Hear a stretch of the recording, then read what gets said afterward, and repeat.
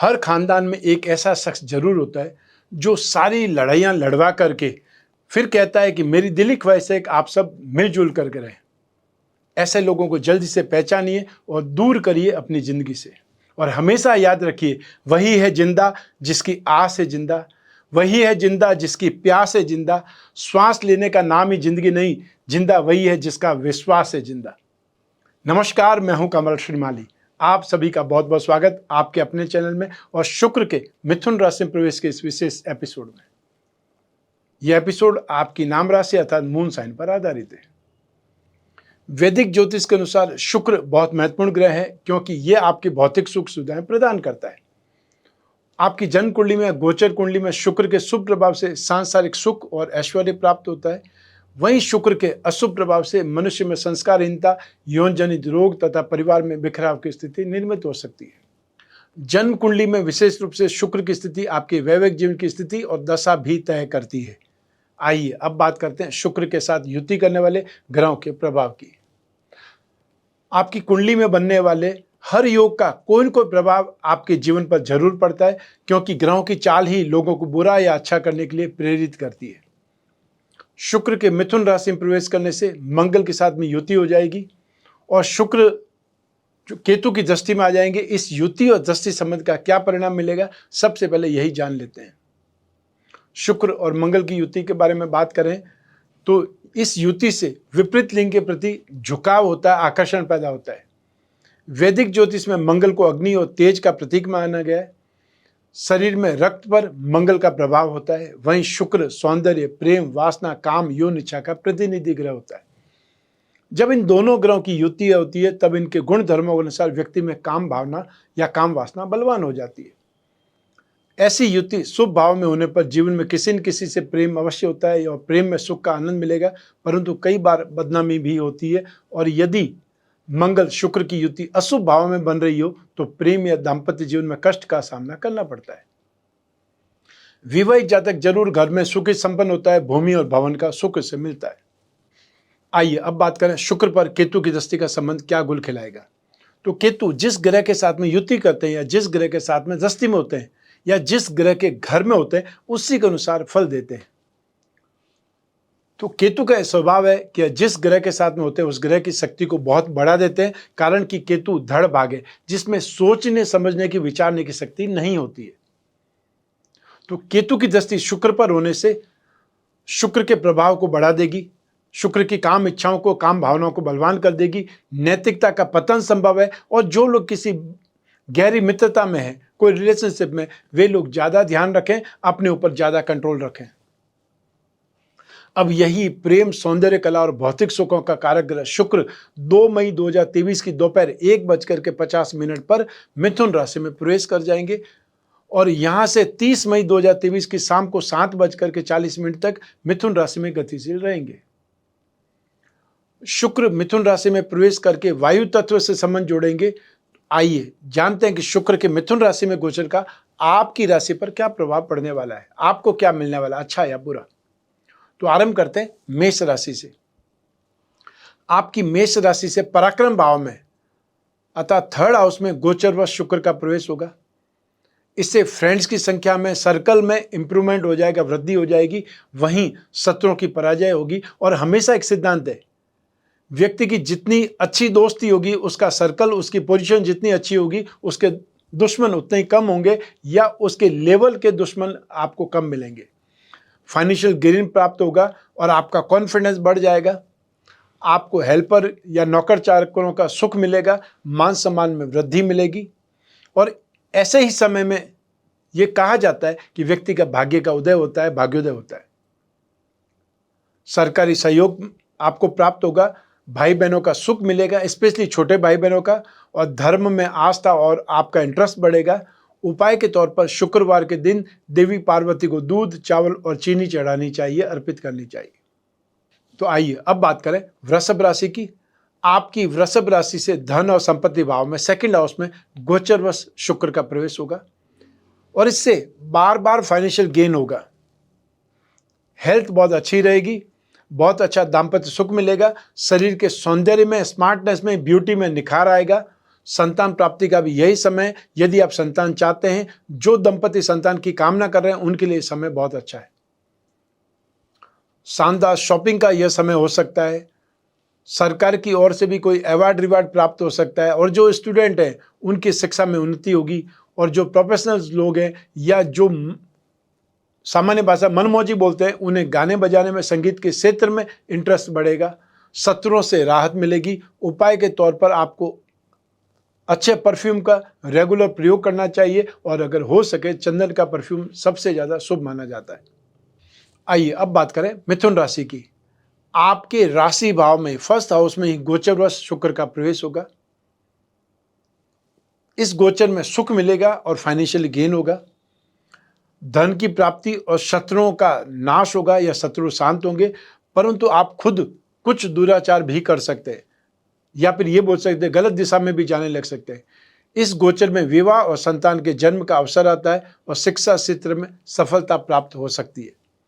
सभी प्रकार के मनोरंजन और सुख, वैभव, विलास जैसे सुख प्राप्त होंगे। व्यापार में वृद्धि होगी, और वो लोग जो लिक्विड का काम करते हैं या जो कॉस्मेटिक का काम करते हैं, फैंसी गुड्स का काम करते हैं, उससे उनकी इनकम ज़्यादा होगी। प्रॉफिट का रेशियो बढ़ जाएगा। उपाय के तौर पर शुक्रवार के दिन मंदिर में आपको बिना पका हुआ चावल दान करना चाहिए। आइए अब बात करें कर्क राशि की। आपकी कर्क राशि से नाश भाव में 12th हाउस में गोचरवश शुक्र का प्रवेश होगा। इससे नए नए फ्रेंड्स बनेंगे। आमदनी और खर्चे दोनों ही बढ़ जाएंगे, लेकिन भोग विलास के साधन प्राप्त होंगे, एंटरटेनमेंट के साधन प्राप्त होंगे। सुगंधित पदार्थों की प्राप्ति होगी या कहीं से गिफ्ट मिलेंगे। इस गोचर के बारे में सामान्य तौर पर कहा जाता है कि धन संपत्ति तो बढ़ेगी, परंतु मान सम्मान में कुछ कमी भी देखनी पड़ सकती है। इसलिए सोसाइटी में जहां पर भी जाएं, बहुत संभल करके व्यवहार करें। हंसी मजाक में भी किसी की इंसल्ट नहीं करें। अपने स्टेटस, अपनी रेपुटेशन का जरूर ख्याल रखें, मेंटेन करें। तो उपाय के तौर पर आपको प्रतिदिन शुक्र का मंत्र ओम द्राम द्रीम द्रोम सह शुक्राय नमः का जाप करना चाहिए, जब भी समय मिले, जितना भी सामर्थ्य हो। अब बारी है सिंह राशि की। आपकी सिंह राशि से लाभ भाव में 11th हाउस में गोचरवश शुक्र का प्रवेश होगा, और इससे आपकी प्रॉफिट में इंप्रूवमेंट आएगा। प्रॉफिट में और ज़्यादा रेशियो बढ़ जाएगा, यश बढ़ेगा, मान सम्मान में वृद्धि होगी, और आपके सभी कार्य इजीली सक्सेस होंगे, इजीली आगे मूव ऑन हो जाएंगे। हायर सोसाइटी में आपका उठना बैठना होने लगेगा। अच्छे खाने पीने की, पार्टी की कोई कमी नहीं रहेगी। दाम्पत्य सुखों की वृद्धि होगी। और यदि आप कोई रिलेशनशिप में, तो आपने फ्रेंड से, अपने पार्टनर से गहरी मित्रता के चलने के कारण आप प्रसन्नता का अनुभव करेंगे। मित्रों का भी आपको पूर्ण सहयोग प्राप्त होगा। उपाय के तौर पर शुक्रवार के दिन मंदिर में आपको चावल दान करने चाहिए, चावल भेंट करने चाहिए। और यह हो सके तो आपको चंदन, जो घिसने वाला चंदन होता है, और या कोई भी सुगंधित द्रव्य जो भगवान को अर्पित किए जाते हैं, वो आपको भेंट करने चाहिए। आइए अब बात करें कन्या राशि की। आपकी कन्या राशि से 10वें भाव में, कर्म भाव में गोचरवश शुक्र का प्रवेश होगा। इससे शरीर में पीड़ा और मानसिक चिंता बढ़ जाएगी। ये गोचर शुभ नहीं माना जाता है। फाइनेंशियल लॉस की संभावनाएं बनेगी। नौकरी या आपके बिजनेस में बार बार ऑब्स्टिकल्स आएंगे। आपके कॉम्पिटिटर्स की संख्या बढ़ जाएगी या आपके विरोधियों की संख्या बढ़ जाएगी। आपके हर कार्य में आपको ऑब्स्टिकल्स दिखाई देगी, और समाज से या परिवार से आपका विरोध खड़ा हो जाएगा। और स्पेशली महिलाओं से, स्त्री वर्ग से, चाहे वह घर की हो या ऑफिस की हो, या जहां कहीं भी अपनी जान पहचान में हो, उनसे दुख, अपमान या संताप की प्राप्ति हो सकती है। सरकारी परेशानियां भी अब आने लगेगी। आपको शुक्र ग्रह की शांति के उपाय जरूर करने चाहिए, और उपाय के तौर पर प्रतिदिन शुक्र मंत्र ओम द्राम द्रीम द्रोम सह शुक्राय नमः का जाप करना चाहिए। आइए अब बात करें तुला राशि की। आपकी तुला राशि से भाग्य भाव में 9th हाउस में गोचरवश शुक्र का प्रवेश होगा। इस गोचर में आपको कॉस्टली और लग्जरी सामान की प्राप्ति होने लगेगी। जम करके शॉपिंग होगी या कहीं से आपको गिफ्ट मिलेंगे। हेल्थ बहुत अच्छी रहेगी। एनर्जी लेवल बहुत शानदार रहेगा, और आपके कामकाज में आशा से अधिक आपको गेन होगा, फायदा मिलेगा, रेशियो बढ़ेगा। कोई स्थायी संपत्ति का लाभ भी मिल सकता है, या फिर कोई ये बोल सकते हैं परमानेंट गेन भी आपको पॉसिबल है। सरकारी सहायता मिलेगी। आपके घर में मांगलिक या धार्मिक कार्य होंगे, आयोजन होंगे। जीवन साथी द्वारा भाग्य में वृद्धि होगी। फ्रेंड से, बड़े भाइयों से सहायता, लाभ और स्नेह मिलेगा और देश विदेश में लंबी यात्राएं संभव है। उपाय के तौर पर शुक्रवार के दिन देवी वैभव लक्ष्मी की पूजा करें और उन्हें सफेद कमल पुष्प या सफेद पुष्प अर्पित करके उनकी पूजा करें। आइए अब बात करें वृश्चिक राशि की। आपकी वृश्चिक राशि से 8th हाउस में गोचरवश शुक्र का प्रवेश होगा। इससे फाइनेंशियल गेन और सुखों में वृद्धि होगी। अब कष्ट दूर होने लगेंगे। सुख सुविधाओं की वृद्धि या सुख सुविधाओं की सामग्री में वृद्धि होगी। परिवार वालों से पैसा और सुख दोनों ही मिलेंगे। स्टूडेंट को शिक्षा में उन्नति मिलेगी। उपाय के तौर पर प्रतिदिन दुर्गा चालीसा का पाठ करना या लक्ष्मी चालीसा का पाठ करना आपके लिए शुभ रहेगा। आइए अब बात करें धनु राशि की। आपकी धनु राशि से 7वें भाव में, दाम्पत्य सुख भाव में गोचरवश शुक्र का प्रवेश होगा और ये गोचर शुभ नहीं माना जाता है। राशि से 6th हाउस, 7th हाउस और 10th हाउस में जब भी शुक्र गोचर करते हैं इसे शुभ नहीं माना जाता है। मैक्सिमम 9 राशियों में शुक्र का गोचर हमेशा शुभ माना जाता है। इस गोचर से अपमानित होने का भय बना रहेगा। बड़ी मुश्किल से आपका कामकाज चलेगा। अपने फ्रेंड सर्कल से, जीवन साथी से विवाद या उनके अस्वस्थ रहने की संभावनाएं बनेगी और अन्य विपरीत लिंगी जातकों से, जिन लोगों के साथ फ्रेंडशिप है या रिलेशनशिप है या प्रेम है, स्नेह है, उनसे भी लॉस या अपमान सहन करना पड़ेगा। आपको इस गोचर में यौन रोगों से, गुप्त रोगों से कष्ट प्राप्त होगा। यात्राएं अधिक करनी पड़ेगी लेकिन यात्राओं से संतुष्टि नहीं मिलेगी। ऐसे में आपको शुक्र ग्रह की शांति के उपाय जरूर करने चाहिए। उपाय के तौर पर माँ कात्यायनी की सफेद पुष्पों से पूजा करें। आइए अब बात करें मकर राशि की। आपकी मकर राशि से रोग भाव में 6th हाउस में गोचरवश शुक्र का प्रवेश होगा। इससे विरोधियों की संख्या में वृद्धि हो जाएगी और उनसे समझौता करने पर मजबूर होना पड़ सकता है। साझेदारों से या जो लोग कांटेक्ट में हैं उनसे व्यापार संबंधी विवाद या गलतफहमी से नुकसान हो सकता है।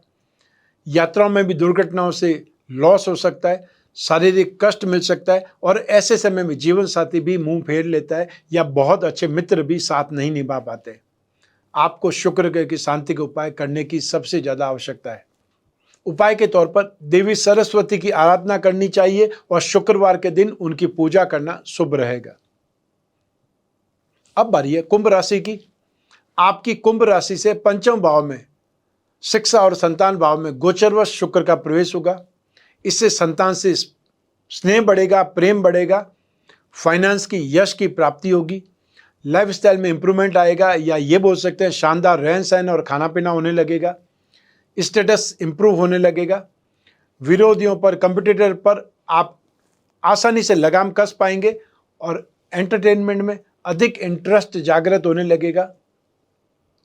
जो लोग संतान के प्रति लालसा रखते हैं उन्हें संतान के जन्म का अवसर आ सकता है या वो खुशखबरी मिल सकती है। यदि आप कोई रिलेशनशिप में हैं तो पार्टनर से पक्के रूप से संबंध बन सकते हैं। स्टूडेंट्स अपने एग्जाम्स में अच्छी सफलता प्राप्त करेंगे। उपाय के तौर पर शुक्रवार के दिन देवी लक्ष्मी की पूजा करें और उन्हें 5 लाल गुलाब के पुष्प अर्पित करें। आइए अब बात करें मीन राशि की। आपकी मीन राशि से सुख भाव में 4th हाउस में गोचरवश शुक्र का प्रवेश होगा। इससे ज्यादातर कामनाएं आपकी पूर्ण हो सकती है और आर्थिक राहत की आपको प्राप्ति हो सकती है। भोग विलास, ऐशो आराम के साधन सामग्री, वाहन आदि की प्राप्ति हो सकती है। संबंधियों से, परिवार वालों से सपोर्ट मिलेगा। जनता से संपर्क और जनता से प्रेम बढ़ेगा। मन और तन दोनों में अब एनर्जी महसूस होगी। उपाय के तौर पर देवी सरस्वती की आराधना करें और शुक्रवार के दिन उनकी पूजा करें। आइए अब बात करते हैं शुक्र ग्रह की शांति के उपायों के बारे में। हर व्यक्ति के मन में सांसारिक सुखों की इच्छा प्रबल रूप से होती है। वह बहुत अच्छा घर, बहुत अच्छा वाहन, बहुत अच्छे कपड़े और मनोनुकूल जीवन साथी और अन्य भौतिक वस्तुओं की सुखों की कामना करता है। क्योंकि शुक्र को इन सभी वस्तुओं का, इन सभी सुखों का कारक कहा गया है, इसलिए शुक्र देव की कृपा से इनकी प्राप्ति हो सकती है। यदि कुंडली में शुक्र पीड़ित या कमजोर है तो जीवन में भौतिक सुखों में कमी आ जाती है। ऐसी स्थिति में शुक्र ग्रह की शांति के उपाय जरूर करने चाहिए।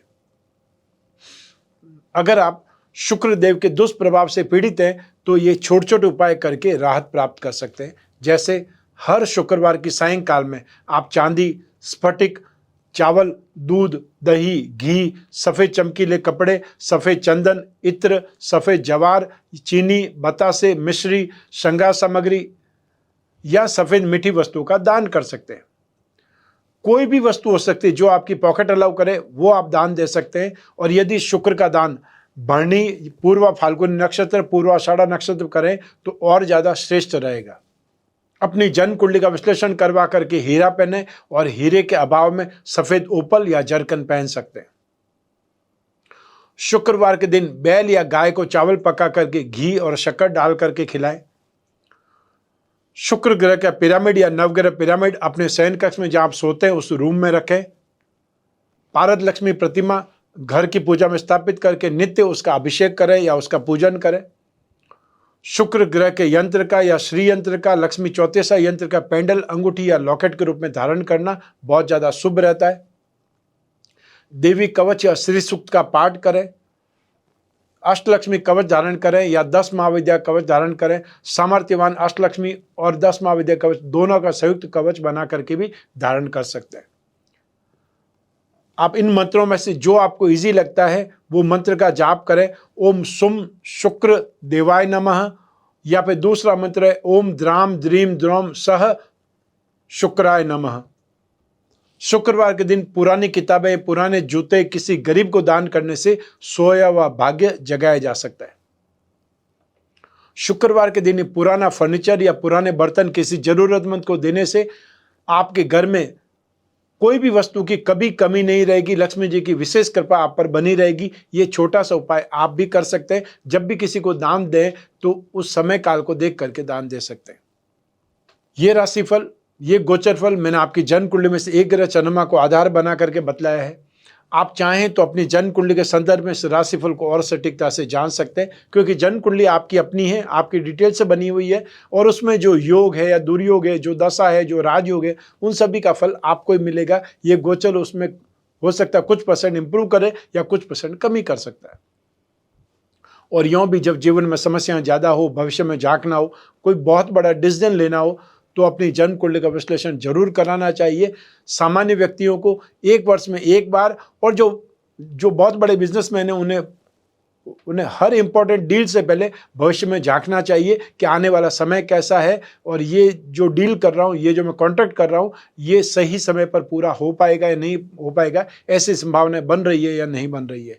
और यदि कोई उपाय की आवश्यकता हो तो उपाय करना चाहिए, दान करना चाहिए, जो भी आपसे बन पड़े वो उपाय करके आपको आगे बढ़ना चाहिए, क्योंकि जीवन चलती का नाम है। आपको आगे बढ़ना ही पड़ेगा और आपकी उन्नति और प्रगति पर आपका अपना परिवार आंखें टिकाए बैठा रहता है, क्योंकि आपकी उन्नति से उनके जीवन में भी आशाएं का संचार होता है, उनकी भी कामनाएं पूर्ण होती है। मैं हमेशा कामना करता रहूंगा कि आप स्वस्थ रहें, प्रसन्न रहें और सुरक्षित रहें। अपना और अपने परिवार का, घर के छोटे छोटे बच्चों का और घर की महिलाओं का विशेष ख्याल रखें। आप सभी को मेरा नमस्कार, बहुत बहुत शुभकामनाएं। ईश्वर आपकी रक्षा करे, माँ भगवती आपकी रक्षा करे। बहुत बहुत धन्यवाद।